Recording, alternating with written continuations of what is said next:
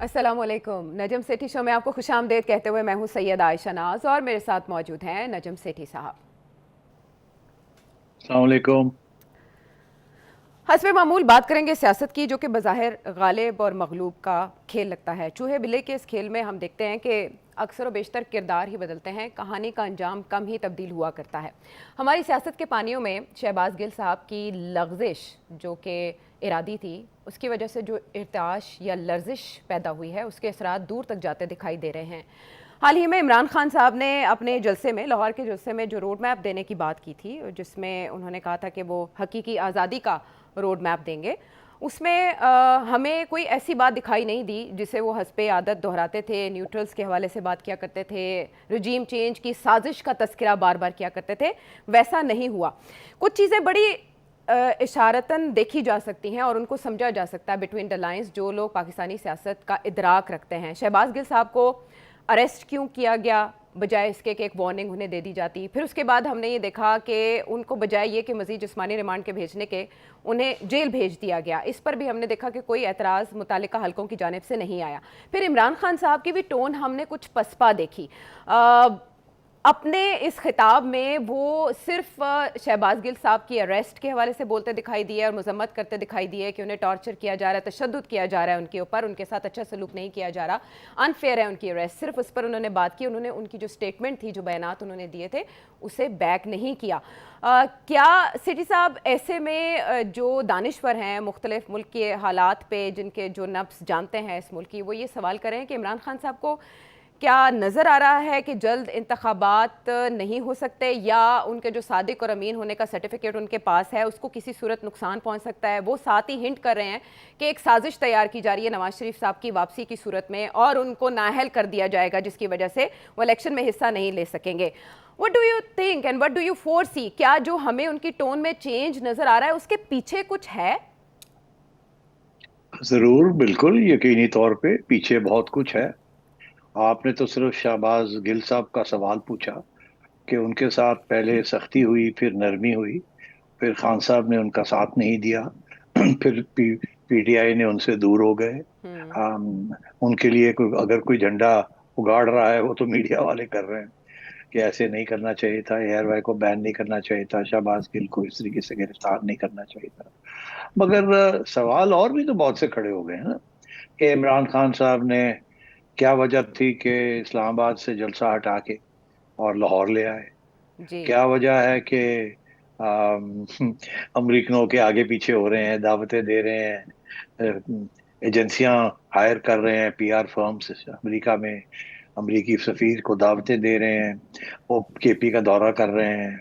उसके बाद फिर एक एक बराह रास्त खान साहब की और उनकी व्हाट्सएप के ऊपर बातचीत भी क्या हुई। हम्म। तो ये सारी चीजें हो रही हैं। फिर अब न्यूट्रल्स को कोई गाली नहीं पड़ रही।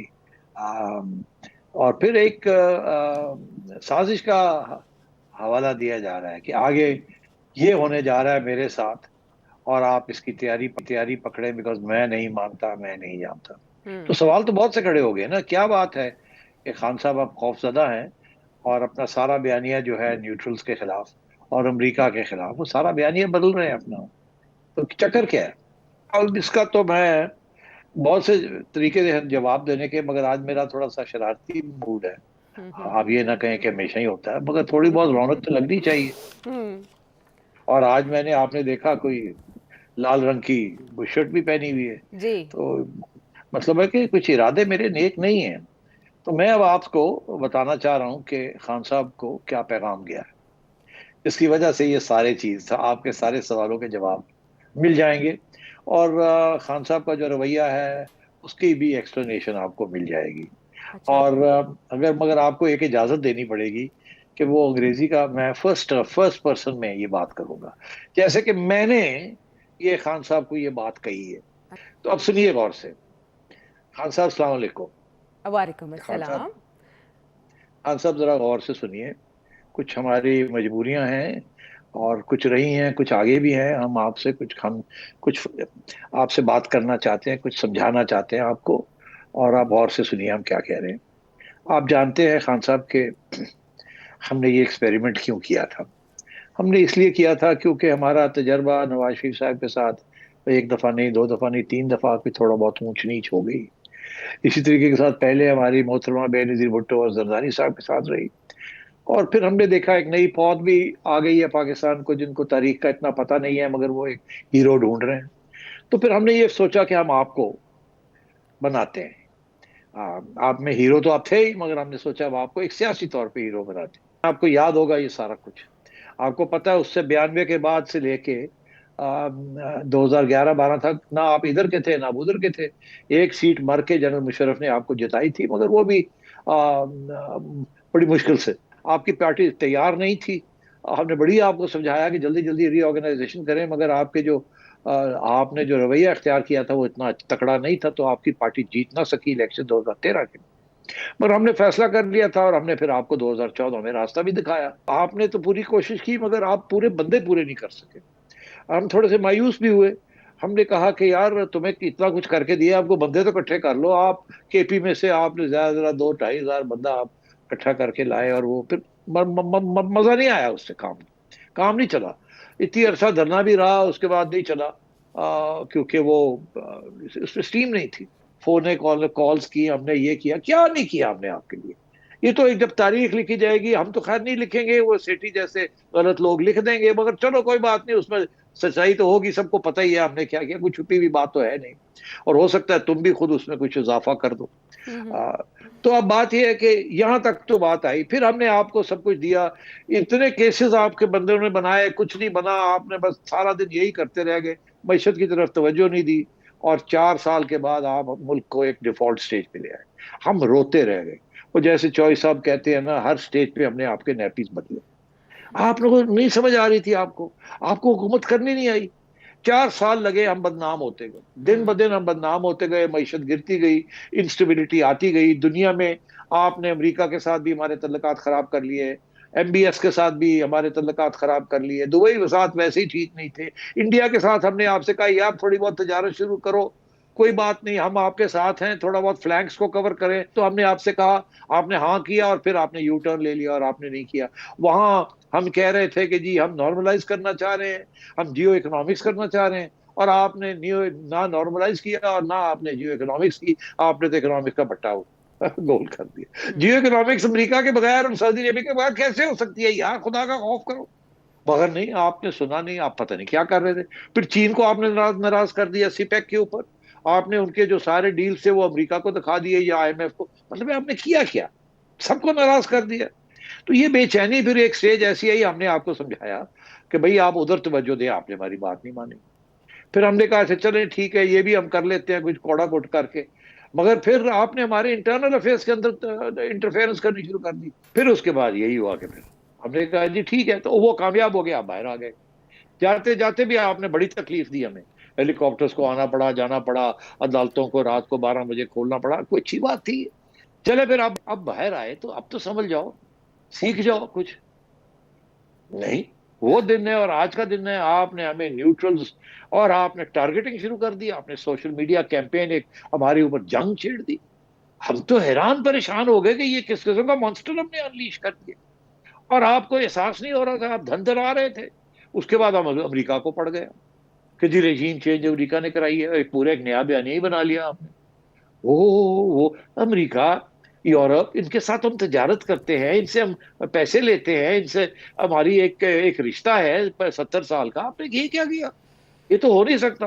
हम्म। हमारी तो इकोनॉमी सारी की सारी डिपेंडेंस है ऑन इंपोर्ट्स। हाँ। और इंपोर्ट्स के लिए पैसे चाहिए होते हैं, और पैसे जो है वो इंटरनेशनल ऑर्गेनाइजेशंस ही देती हैं। चाइना तो पैसे उस किस्म के नहीं देता जिस किस्म के पैसे ये देते हैं। चाइना तो इन्वेस्टर्स करता है, हम्म। और वो भी बड़ी महंगी इन्वेस्टमेंट्स करता है। बार बार चले छोड़े उस बात। डीएम वाले तो बैठे हैं, केस पे केस बनाई जा रहे हैं। और तुम्हारा क्या ख्याल है कि तुम बच जाओगे जस्ट बिकॉज तुम्हारी पॉपुलैरिटी है? तो नवाज शरीफ की पॉपुलैरिटी नहीं थी। कमाल हो गया यार, आपको समझ नहीं आ रही। आपने फिर वही ड्रामे करने शुरू कर दिए, लॉन्ग मार्च कर दूंगा इस्लामाबाद के ऊपर। फिर आपने वो डी चौक में जो आपने अपने लोगों को करवाया, वो बड़ी मुश्किल से हमने रोका है। इतनी तो अब खामोशी। बात यह है कि जी जी। यहाँ आके जी। हम यहाँ पहुंच गए हैं हाँ हाँ। कि अब उनको, हमने अब उनको बता दिया है आखिरी बात, कि अगर आपने बचना है तो फिर behave, be a good boy. Public sentiment अब मेरे साथ है। इतनी लंबी चार्जशीट जो आपने मेरे हवाले से पढ़ी, क्या आप ये फरामोश कर गए कि पंजाब के बाई इलेक्शंस में अवाम ने कैसे निकलकर वोट दिया? वो एटीएम के ताने जो दिए जाते थे माजी में, अब वो टैबू भी मेरे साथ नहीं है। अब मैं पहले से कई गुना ज्यादा अवाम में मकबूल हो चुका हूँ। फलक बोस है मेरी शोहरत। और अब सोशल मीडिया, मुकम्मल तौर पर डिजिटल मीडिया, इवन के 13 और 14 अगस्त को जब मेन स्ट्रीम मीडिया में रियासत के चैनल की इजारादारी होती थी, अब वो मेरे हाथों यरगमाल था। 13 और 14 को स्क्रीन पर सिर्फ और सिर्फ इमरान खान और मुख्तलिफ मकामात पर स्क्रीन पर दिखाए जाने वाले उसके जलसे थे। आप नहीं समझते कि 9 हलकों से आने वाले दिनों में ज़िमनी इलेक्शन में वन मैन आर्मी के तौर पे तने तनहा मेरा खड़ा होना ये साबित करता है कि मुझे पब्लिक सपोर्ट हासिल है, जो माजी में किसी वजीर आजम को इस तौर हासिल नहीं थी। तो वाह जी वाह, वाह वाह वाह वाह वाह, आपको पब्लिक सपोर्ट हाजिर है, मिल रही है, इसलिए आप जो चाहे कर ले। भूल गए तारीख। तारीख हमें बताती है कि जुल्फिकार अली भुट्टो बहुत पब्लिक सपोर्ट थी, क्या हुआ? तारीख हमें बताती है नवाज शरीफ 2/3 मेजोरिटी के साथ आया था in a free and fair election 97 में। तो क्या हुआ उनके साथ? 3 दफा आया अवाम के सपोर्ट के साथ। क्या हुआ? आप तो अवाम के सपोर्ट के साथ भी नहीं आए थे। तो ये हमें डराना, डराओ मत के अवाम मेरे साथ है। खैर वो भी एक देखने वाली बात है, जब इलेक्शन आएगी तो हम देखेंगे कौन सी और कितनी अवाम तुम्हारे साथ है। सिंध के अंदर कितनी तुम्हारे साथ है, या बलूचिस्तान में कितनी है, और पंजाब में कितनी है। ये गलत फहमी है अगर तुम्हारे मिडिल क्लास यंग जो हैं वो इतनी बड़ी तादाद में आपको मेजोरिटी इन द असेंबली दे देंगे। हमारी सारे जो सर्वेज हो रहे हैं, सबसे हमें एहसास है इस बात का कि इतनी भी कोई बात नहीं है कि तुम्हारा ख्याल है कि तुम 2/3 मेजोरिटी के साथ आ जाओगे। अगर लेवल प्लेइंग फील्ड हुई तो तुम मेजोरिटी भी तुम्हें नहीं मिलेगी। इस वक्त तो हमारा ये तज्जिया है। और अभी जो तुम्हारी पॉपुलैरिटी है वो इसीलिए है क्योंकि ये पीडीएम वाले जो हैं इनसे कुछ ये हार्ड फैसले ले रहे हैं, नेशनल इंटरेस्ट में ले रहे हैं, कुर्बानी कर रहे हैं अपनी। वो अपनी पार्टी को तो कमजोर कर रहे हैं बाय टेकिंग दीज डिसीजंस। मगर हम खुश हैं क्योंकि मईशत को चलाना है हमने। अगर मईशत ही ना चली तो सारा मुल्क बैठ जाएगा। तो ठीक है, तो हम उनको मौका दे रहे हैं कि वो साल एक काटेंगे वो। और फिर देखिएगा जब इसके रिजल्ट्स आने शुरू होंगे और over a period of time आपकी पॉपुलैरिटी दिन ब दिन गिरेगी, बढ़ेगी नहीं। उसकी वजह यह है कि इन्होंने जो मुश्किल फैसले लेने थे वो तो हो गए हैं, थोड़े बहुत रह गए, एक आध और होगा। उसके बाद आहिस्ता आहिस्ता आप देखिएगा ऑलरेडी रुपया जो है वो मजबूत होता जा रहा है। आगे जाके आप देखिएगा आहिस्ता आहिस्ता हालात बेहतर हो जाएंगे और ये डिफॉल्ट शॉर्ट जो है ये खत्म होने जा रही है। ये कोई खतरा नहीं रहा। तो लोग जो है वो बेवकूफ ना समझे उनको। और ये जो पैशन है ये हमेशा नहीं रहता पैशन। ये पैशन का तो एक लाइक ए शूटिंग स्टार, जैसे एक सितारा जो है जब वो बर्न करता है तो ऐसे करके आता है और ऐसे जाता है। तो ये पैशन भी वैसी होती है। ये सारी वक्त नहीं पैशन बंदा पैशनेट हो सकता, ये थकावट भी हो जाती है। तो अभी आगे आप देखते जाएं क्या है। तो don't give us this business of कि जी मैं बड़ा पॉपुलर हूं और अगर 9 सीटों पे मैं लड़ रहा हूं। अच्छा, मैं जाते जाते आपको हम ये भी बता दें कि ये आपकी गलत फहमी है कि अगर आपका ख्याल है कि आपके जो कागजात जो आपने जमा कराए हैं ये 9 सीटों के लिए, इससे ज्यादा हम नहीं कहना चाहते, मगर ये भी मुश्किल है कि ये मंजूर होंगे। बहुत से अच्छा, इसमें खामियां हैं, सुकम वो है भी पॉइंट कानूनी। आउट। हाँ, जी जी, वो लेकिन हो जाएंगी। अगर दम खम नहीं है मेरी शोहरत में या मेरे सियासत में मकाम में, तो डील की कोशिश क्यों की जा रही है मेरे साथ? मंसूबा साज वो क्यों? इसलिए जी। डील कोई नहीं हो रही, कोई डील नहीं हो रही। हम तो ना पीडीएम से डील कर रहे हैं ना आपसे डील कर रहे हैं। हम तो कह रहे हैं कि मुल्क नेशनल इंटरेस्ट के अंदर एक लेवल प्लेइंग फील्ड में एक इलेक्शन होनी चाहिए। वो इस साल नहीं, बिकॉज मैशत इस वक्त रिस्टोर हो रही है। वो अगले साल जैसे वक्त आएगा वहां इलेक्शन होगी। हम चाहते हैं एक फ्री एंड फेयर इलेक्शन हो। हम भी बिल्कुल फ्री एंड फेयर इलेक्शन चाहते हैं, मगर उसके लिए खान साहब ये तो नहीं है ना कि आपको खुली छुट्टी मिल जाए और नवाज शरीफ के ऊपर हथकड़ियां लगी हों और जरदारी साहब के ऊपर केसेस चल रहे हों और शहबाज शरीफ साहब को इंडेक्ट कर रहे हो। ऐसे नहीं हो सकता ना। ठीक है। अगर आपके और आपके लोगों को खुली छुट्टी मिलनी है कि आप कैनवस भी करें और लड़े भी, और आपके ऊपर ये जो फंदे हैं डिस्क्वालिफिकेशन के ये भी ना हो, तो फिर उनको उनके ऊपर से भी तो कुछ ना कुछ करना पड़ेगा ना। नवाज शरीफ को वापस आना पड़ेगा, इनको फिर अपनी लड़ाई करनी पड़ेगी। ठीक है। तो अब नवाज शरीफ साहब को इन सबको एक मौका मिलेगा, आपको भी मौका मिलेगा। तो बेहतर यही है कि आप समझ जाएं हाँ हाँ। हमें हमें जो इस तरीके पे हम चलना चाह रहे हैं इन द नेशनल इंटरेस्ट, हमें कर लेने दें ये सब कुछ। ठीक है। आपको फ्री फ्री इलेक्शन मिलेगी, फिर हम देख लेंगे कितने पानी में हैं आप। ठीक मगर है। इन द मीन वाइल हम्म। आपसे रिक्वेस्ट है कि देखिए, हम समझते हैं कि आप या गवर्नमेंट बनाएंगे या ऑपोजिशन में होंगे, हम हम्म। चाहते हैं या हम्म। गवर्नमेंट बनाए या ऑपोजिशन में हो। ठीक है। मगर फिर अगर ऐसी सूरत, और आप मगर सबक सीख के आए आप, अब हम्म। वो गलतियां आपने फिर नहीं करनी, ना हमने आपको करने देनी है। उस इसलिए पहल आप करनी पड़ेगी। ये हम्म। जो आपने अमेरिका वगैरह को गाली वाली दे के यहाँ तक लाए हैं, हमारे लिए बड़े मसले क्रिएट कर दिए। तो सॉरी सॉरी करके बैक ट्रैक करें, अच्छा। पीछे हटें। ठीक ये है। न्यूट्रल श्यूट्रल को गाली देना बंद करें। हाँ हाँ। और तो अब तैयारी पकड़ें। हम्म। एक आपको फेयर लेवल प्लेइंग फील्ड देखा जाएगा फिर कितने पानी में है, ऑपरेशन जबकि फेयर असली प्ले। एक्शन, हाँ, ऑपरेशन फेयर प्ले। तो अब आप हमारी बात समझ जाएं। ब्रेक के बाद वापस आएंगे, बात को आगे बढ़ाएंगे।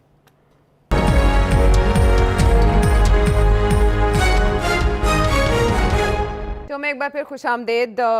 हम ब्रेक से पहले बात कर रहे थे कि मैसेज क्या है, कहाँ से आया, किधर पहुँचा, कैसे पहुँचाया गया और उसकी इबारत क्या कहती है। सेठी साहब, उसको तो आपने अच्छा एक्सप्लेन कर दिया, लेकिन बहुत से सवाल जहनों में अभी भी मौजूद हैं कि फॉरेन फंडिंग का केस का फैसला जैसे भी आया, उससे इमरान खान साहब के हवाले से आपने कहा है कि काफ़ी मवाद मौजूद है कि उनके खिलाफ कार्रवाई की जाए। शायद वो बार बार उसका तज़किरा भी अपनी तकारीर में इसीलिए ज़्यादा करना शुरू हो गए कि वो पहले ही अपने सपोर्टर्स का माइंड बना दें कि ऐसा कुछ होने जा रहा है। मगर इसके ऊपर अभी तक रेफरेंस का ना भेजा जाना, फिर इमरान खान साहब का 9 हलकों से खुद कॉन्टेस्ट करने का ऐलान, ये बातें क्या जाहिर करती हैं? देखिए, गवर्नमेंट का जो फैसला है, जो जहां तक मुझे पता है, वो ये है कि जो रेफरेंस है टू बैन द पार्टी, मैं नहीं समझता गवर्नमेंट उसको इम्प्लीमेंट करना चाहती है। मगर क्योंकि वो एक रेफरेंस का हवाला है, तो एक कमजोर सा रेफरेंस बना के भेजा जाएगा। और मेरा नहीं ख्याल कि उसके ऊपर ज्यादा कोई आमदरफ्त होगी।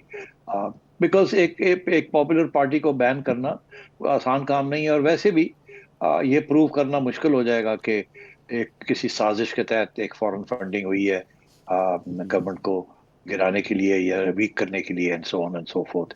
पहले तो इसलिए तो वो रेफरेंस में जाएगा, मगर मैं नहीं समझता उसकी अहमियत होगी। अहमियत है दूसरे 2-3 और रेफरेंसेस की, या शायद उससे भी ज्यादा।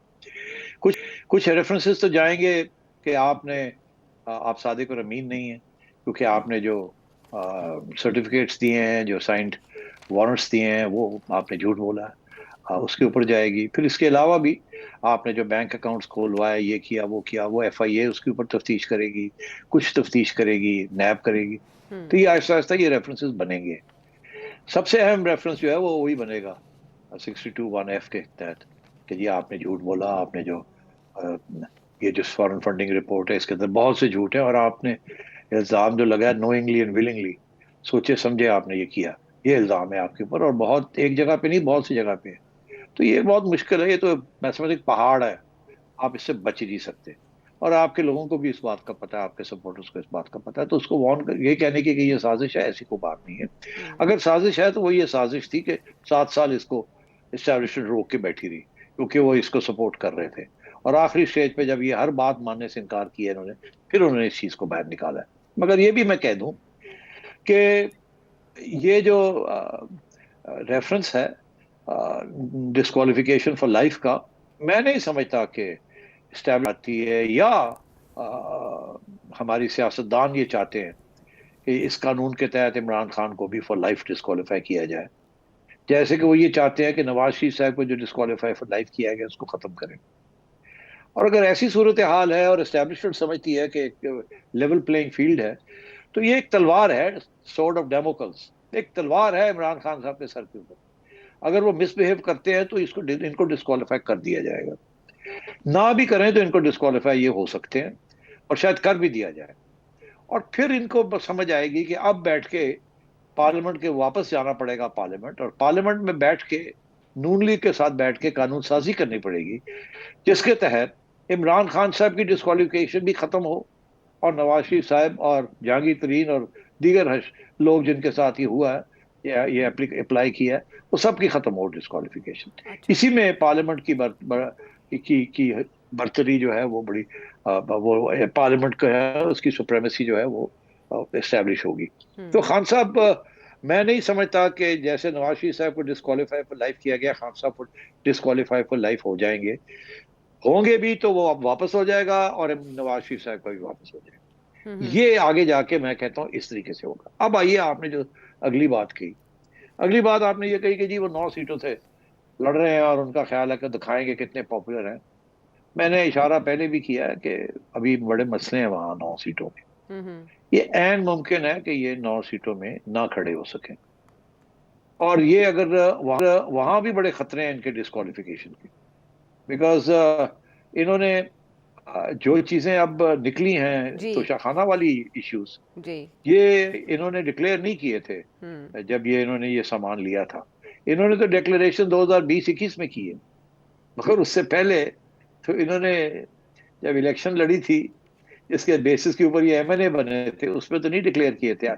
पहले हम्म। साल जब इन्होंने 2017-18 में भी, 18-19 में भी नहीं डिक्लेयर किया, हालांकि इनके हर साल डिक्लेयर करने पड़ते हैं। तो वो तो वहां भी इश्यू बन सकता है कि आपने नहीं डिक्लेयर किए तोशाखाना के चीजें। तो आप जब ये फाइल करेंगे तो ये चीजें सामने आएंगी कि आपने ये नहीं किया, आपने वो नहीं किया, आपने ये झूठ बोला, आपने वो झूठ बोला, तो ये सादिक और अमीन यहाँ भी इनके गले पड़ेगा। बहरहाल, तो ये ऐन मुमकिन है ये सारी 9 सीटों पे ना लड़ सके, और अगर लड़े भी तो बाद में शायद इनके खिलाफ फैसला आ जाए। तो ये मैं समझता हूँ ये कोई इतना बड़ा इशू नहीं है ये। और ये बिल्कुल ये लाजिम नहीं है कि यही जीतेंगे ये सारी सीटें अगर ये लड़ भी लेते हैं, तो इट्स नो बिग डील। तो जहां जहां से वो इलेक्शन लड़ रहे हैं वहां से ये बड़ी पार्टीज के लीडर्स उनके मुकाबिल क्यों नहीं उतर रहे मैदान में?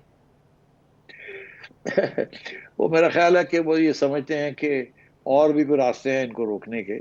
अलबत्ता वो निकलेंगे, ऐसी नहीं बात कि वो निकलेंगे नहीं, लड़ाई तो होगी वहां अगर इलेक्शन होती है, इनको डिस्क्वालीफाई नहीं किया जाता। हम्म। अब मगर आप इंतजार करें, कोई ना कोई तो स्ट्रेटेजी निकलेगी ना वहाँ। ठीक है, लेकिन स्ट्रेटजी इधर अगर निकल रही है तो दूसरी तरफ उसका रद्द भी हो जाता है। सेठी साहब, पीटीआई के मुख्तलिफ रहनुमाओं के खिलाफ एफआईए को रोक दिया गया है अदालत की जानिब से। अब इस्लामाबाद हाई कोर्ट की जो कॉज लिस्ट जारी हुई है उसमें ये फॉरेन फंडिंग के खिलाफ जो केस का जो फैसला आया है उसको चैलेंज किया गया था पाकिस्तान तहरीक इंसाफ की जानिब से, उसको हेयरिंग के लिए रखा गया है। फिर शहबाज गिल साहब भी इस्लामाबाद हाई कोर्ट रुजू कर चुके हैं कि उनके खिलाफ जो दायर मुकदमा है वो पुलिस ने हुकूमत वक्त से वफादारी निभाने और दिखाने के लिए दर्ज किया, उसे खारिज किया जाए। रिलीफ मिल सकता है वहां से कोई बड़ा इन दोनों केसेस में? देखिए आयशा, मैंने आपको अभी बता दिया ना कि तलवार लटकनी है, तलवार गला नहीं काटने के लिए तैयार की गई। वो तो उस सूरत में होगी जबकि ये बिल्कुल हर बात से ये मुनकर होंगे। तो अभी तो ये चीजें चलेंगी। अभी जुडिशरी तक इदारे इशारे नहीं गए, अभी अपना काम करेगी जुडिशरी। तो इसलिए वो रिलीफ जो है ये टेम्पररी रिलीफ है। जब जब पुश बैक आएगा तो फिर आप देखिएगा। मगर मैं यही तो आपसे कह रहा हूँ हम्म। कि मौका दिया जाएगा खान साहब को। उनकी गलत गलत फहमियां दूर करना चाहते हैं और उनको प्लेयर बनाना चाहते हैं, हम्म। Like everybody else. तो हम्म। वो चीज तब्दील होने जा रही है। तो एक ये आपका ख्याल है कि ये कल डिस्qualify हो जाएगी, ऐसे नहीं होगा। मगर वो केस बड़ा स्ट्रांग है डिस्क्वालिफिकेशन। तो और ठीक ये है। जो है जिसकी जिक्र आपने किया कि वो एफआईए को रोक रहे हैं, ये कर रहे हैं, वो हम्म। कर रहे हैं, वो ठीक है। वही तो मैं आपको एक्सप्लेन कर रहा हूँ ना। ठीक है। तो ऐसी ये गेम चल रही है, ये आगे हम्म। चलेगी। 3 से 6 महीने चलेगी ये गेम। ठीक है, लेकिन ये उतनी सख्ती नहीं है जैसे हमने देखा था सेठी साहब 2018 के इंतखाब से पहले और बाद में भी दीगर जमातों के साथ जो जो कुछ हुआ पाकिस्तान तहरीक इंसाफ के रहनुमाओं के साथ अभी भी उस तौर नहीं हो रहा। लेकिन मैसेज इन द बॉटल आप सही बता रहे हैं कि इसका मकसद समझाना है, एलिमिनेट करना या उनको ख़त्म करना नहीं, समझना चाहिए। अभी जावेद लतीफ़ साहब तो इशारा कर रहे हैं कि अभी भी कुछ लोग और वो माजी से सबक नहीं सीख रहे, वो अभी अभी लंदन से वापस लौटे हैं। आप तो आ रहे हैं, वो आ चुके हैं और वो ये कह रहे हैं कि मियाँ साहब अगर आएंगे तो उनको जेल नहीं जाने देंगे, वो सितंबर में आ रहे हैं।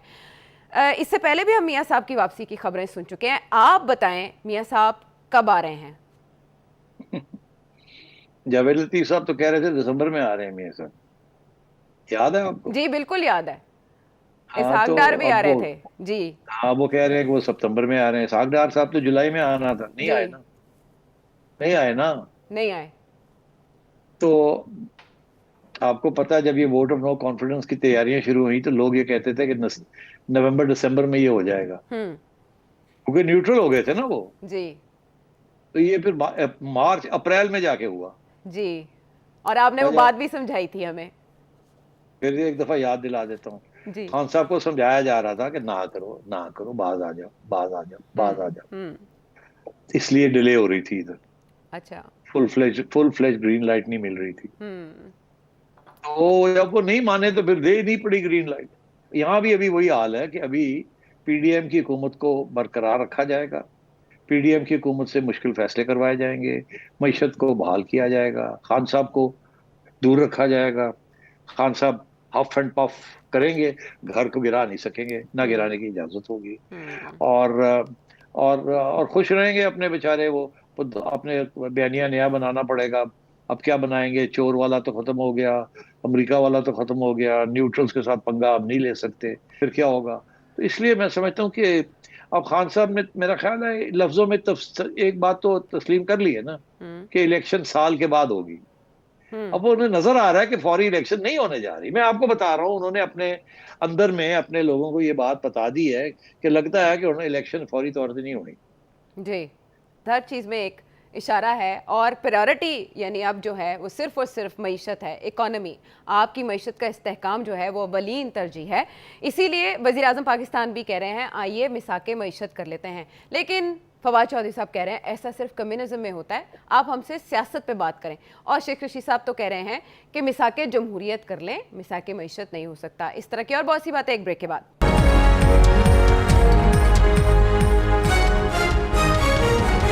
Welcome back to the show. शायद खाकान अब्बासी साहब भी कह चुके हैं कि मुल्क कबल इस वक्त इंतखाबात का मुतहम्मिल नहीं हो सकता, जो इकोनॉमी की सिचुएशन है। और सिटी साहब आप तो कह रहे हैं कि स्टेबिलिटी आ रही है, हमारे दोस्त ममालिक भी हमारे साथ ताउन कर रहे हैं, मदद कर रहे हैं और IMF की जानिब से भी अच्छी खबरों का इंतज़ार किया जा रहा है। देख रहे हैं कि ग्रिप इस PDM गवर्नमेंट की इकोनॉमी पे स्ट्रॉन्ग हुई है। मीनवाइल हमारे वज़ीर आज़म आके मिसाके मईशत की एक बार फिर बात करते हैं, जो बतौर अपोजिशन लीडर वो कर चुके हैं और उस पर उन्हें जवाब भी पता है। लेकिन एक बार फिर उन्होंने बात की और दावत दी तनकीद को। फवाद चौधरी साहब कह रहे हैं ये अहमकाना ख्याल है, फुलिश आइडिया है और सिर्फ कम्युनिस्ट सिस्टम जो है वो उसमें उस निज़ाम में ऐसा होता है। लेकिन शेख रशीद साहब चार्टर ऑफ डेमोक्रेसी, मिसाके जमहूरियत की बात करें, वो तो इनके हम ख्याल हैं, उन्होंने ये कैसे कह दिया? यही तो बात है। ये शेख साहब जो है वो अपने असली रंग में वापस आ रहे हैं। वो अब इस्टेब्लिशमेंट को फिर से रिप्रेजेंट करना शुरू कर दिया। बीच में थोड़ी सी गड़बड़ हो गई थी, तो फिर वो वापस सही रास्ते पे आ गए हैं। तो उन्होंने जो बात कही है, यही तो मैं आपसे कह रहा हूँ, यही तो पैगाम गया है इमरान खान को, कि आप लोग मिसाके मईशत बहुत इंपॉर्टेंट है, मगर क्योंकि आप ऑपोजिशन में हैं तो आप गवर्नमेंट के जो मुश्किल फैसले हैं उनको सपोर्ट तो नहीं कर सकते। तो हमें एहसास है इस बात का, मगर वो तो नेशनल इंटरेस्ट में हम करना ही करना है हमने तो।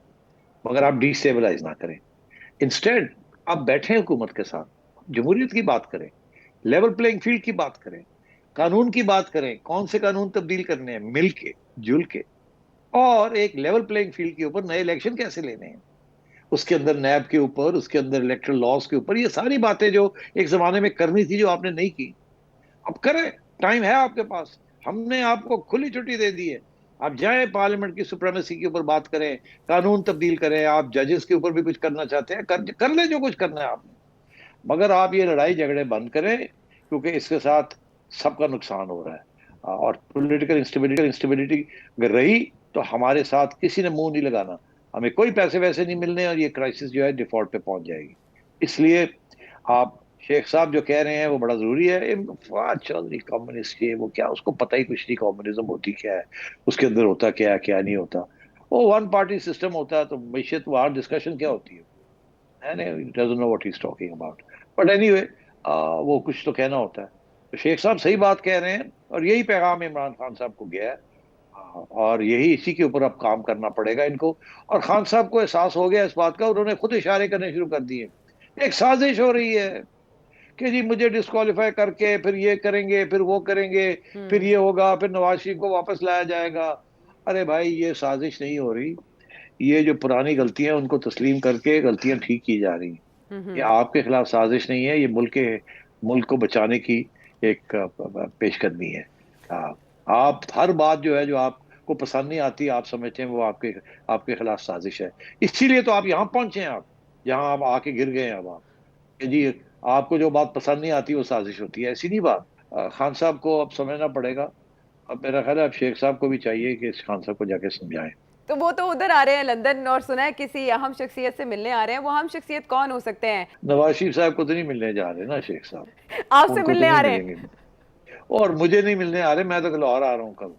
कल आपके पास बैठ के वहां से प्रोग्राम करेंगे, क्योंकि मुझे नजर आ गया अब जो होना है आगे। अब वहां से बैठ के तबसरे करेंगे, अंदर की बातें सब पता चल गई हैं यहाँ बैठने। कौन आया कौन गया, किसके किसके साथ क्या बात हुई और आगे क्या होने जा रहा है खान साहब के साथ, मुल्क के साथ, and so on and so fourth. तो अल्लाह खैर सल्ला, my job is done, but तो I am Sethi on my वे साहब, बैक। मरियम नवाज साहिबा क्यों खामोश है? कहा जा रहा था उनके हवाले कर देनी है कमान और दफ्तर शिफ्ट होने हैं, खामोश क्यों है? अरे यार आप लोग तो सिर्फ काले बड़े हो यार, ठीक है ना, बटन दबाओ तो सब कुछ शुरू हो जाए, ऐसा नहीं होता। अच्छा। अब मरियम नवाज को एक्टिवेट करने के लिए फैमिली के अंदर भी इश्यूज हैं। हम्म। शहबाज साहब हैं प्रेसिडेंट, हम्म। और शायद खाकान साहब है senior vice president. Hmm. Maryam is only a vice president, और अभी उनके पास, और Hamza is in charge of the party, मियाँ शहबाज साहब is in charge of party. अब वो गवर्नमेंट और पार्टी के रोल सारे मिक्स हुए हुए हैं। वक्त लगता है ना ऐसा ऐसा, तो मेरा ख्याल है पहला कदम बारिश का या पहला कतरा बारिश का आपने देख ही लिया, जी कि वो अब मरियम को वो दूर दराज बनी, वहाँ क्या नाम है, वहाँ जाती उमरा से हटा के जी जी उनको मॉडल टाउन लाया जा रहा है, वहाँ जी। मुलाकातें शुरू हो जाएंगी। हाँ तो वहाँ बैठेंगे, हम भी जाके बैठ जाया करेंगे फिर कभी हाँ। कभी, पता करने के लिए हो क्या रहा है। एंड तो मेरा ख्याल है फिर जब शुरू होगी, एक जमाने में आपको याद है कि जब प्राइम मिनिस्टर थे नवाज साहब, तो मरियम जो थी उनका वहाँ प्राइम मिनिस्टर हाउस के अंदर वो एक इनफॉर्मली एक मीडिया ग्रुप को लेके बैठते थे जी, और मीडिया सुनते सेल। थे, हो गया जी। Media media cell. तो अब यहाँ बैठ के मेरा ख्याल है उनको कुछ जिम्मेदारियां मिलेंगी, कि ये खान साहब की जो इतनी पावरफुल सोशल मीडिया इसका सेल्स तोड़ है, किया जाए उस जो कैंपेन है। हम्म। इसका भी तो तोड़ करना है ना, तो वो हम्म। कौन करेगा तोड़? तो हम्म। मरियम ने तो इसके अंदर काफी, she is quite competent to handle the issues like this. तो अब ये चीजें चलेंगी ना वहां बैठ के, फिर उनके मुलाकातें होंगी एमएनएज एमपीएस के साथ। हम्म। और देखे ना, मैं आपसे कह रहा था कि मैंने देखा है कि यहाँ बहुत से एमएनएज एमपीएस ने चक्कर लगाए लंदन के, जी। वैसे सैर करने भी आते थे, और उनका यही था कि चलो सैर सपाटे भी हो जाएंगे, हाँ। थोड़ा जे कॉफी शॉफी भी पी लवांगे बह के एजवे रोड ते जी। और ऑक्सफोर्ड स्ट्रीट से थोड़ी शॉपिंग भी हो जाएगी बेगम दी, और फिर मियाँ साहब को जाके जरा सलाम दुआ भी ले लांगे, अपनी सीट पक्की करांगे अगली इलेक्शन दी, और अच्छा। थोड़ी जी फिर वो पूछणगे तो दसांगे हो की रहा। हाँ। तो उसमें मैं आपको बता दूं, एक बंदा नहीं है जिसने आके ये ना कहा हो कि मियाँ साहब मरियम को एक्टिव करें, मियाँ हम्म। साहब खुद वापस आए। ठीक मियाँ है। साहब आपकी पार्टी है, आपकी पार्टी जो है वो आपके हाथ से निकल रही है, और हाँ वो अच्छा अच्छा नहीं है पार्टी के लिए। हाँ हाँ। इसलिए आपका आपका वापस आना, आपका बयानिया वापस आना, और आपका वोट निकालना और मरियम को एक्टिवेट करना, ये बड़ा हम्म। जरूरी है। और बड़ा हम्म। प्रेशर है मियाँ साहब के ऊपर फ्रॉम रैंक एंड फाइल, कि हम्म। जी मरियम को ज्यादा जिम्मेदारी दी जाए। अच्छा। और क्योंकि इस वक्त जो नौजवान तबका है, हम्म। वो सारे का सारा जो है ना इस वक्त 80%, इस वक्त 50% से ज्यादा पाकिस्तान की पॉपुलेशन जो है वो नौजवान तबका है, जिसमें से मेजॉरिटी जो है वो वो वोटिंग, उसके पास वोटिंग राइट्स है। जी। और उनमें से हमने ये देखा है कि अभी ये स्टेटिस्टिक्स और डेटा पता चला है हम्म। कि ये जो बाई इलेक्शंस हो रहे हैं, इसके अंदर जो वोटर टर्नआउट है, उसके अंदर जो यंग लोग हैं, हम्म। उनका वोटर टर्नआउट 80% था। जी। और हम जैसे बुड्ढे जो हैं, वो उनमें से कुछ लोग आए कुछ लोग नहीं आए।